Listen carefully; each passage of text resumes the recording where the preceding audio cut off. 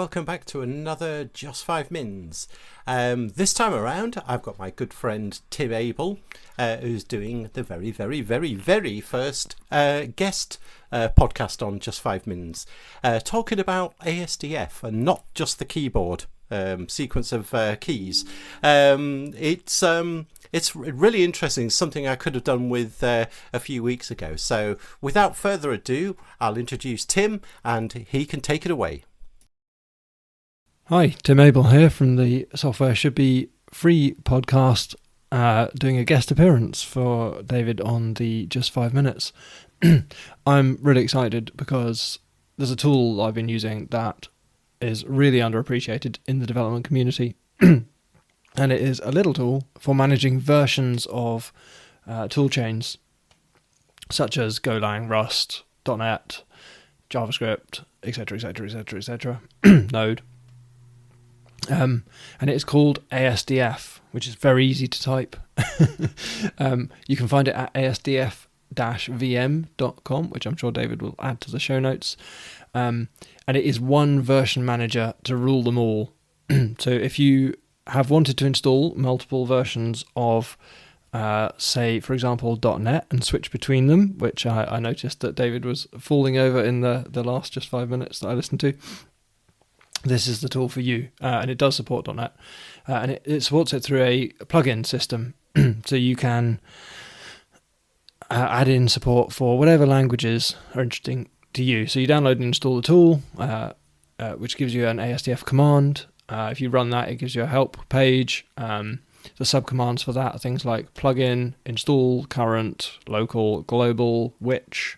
So you start off by installing the plugin for whichever language you want to do. So you go ASDF plugin, add Ruby, for example, to manage Ruby, or .NET to manage .NET. And then you can do ASDF plugin list all .NET, and it will list you every version it knows about. And then you can go ASDF install .NET 2.3.4, and it will make that available. And then if you fire up a new console, because once you've installed the tool, you might not have it on your path straight away, then you will be able to use that. What you'll find is that it doesn't immediately appear because it doesn't know which version you want to use. So what you have to do is tell it which version. So it's got a hierarchy, so you can set it machine-wide or user-wide. So if you say ASDF global.net 6.0.0, then it will write a .toolversions file to your home directory with that version number in it. And then in any terminal, that .NET command suddenly becomes available through a system that it calls shims, which is basically lightweight executables that are on your path, but which ASDF controls to then link to the correct version in its private install directory. It's an excellent tool. I highly recommend checking it out. I've been using it for quite a while. It replaces a lot of the language and domain specific tools such as RVM for Ruby, RustUp for Rust, GVM for Go, if I remember rightly. .NET doesn't have one, of course. Always a little bit behind the times. Not really that many yaks in using it, in my experience.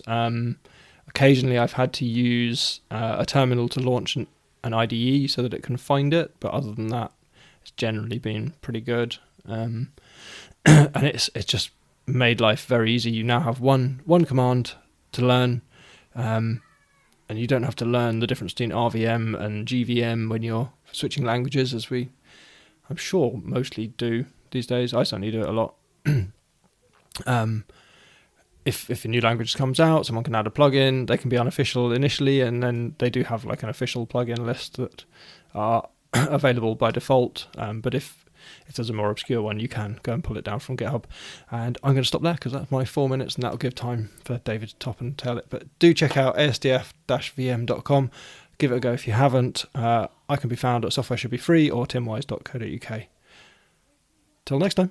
Thanks for doing the show, David.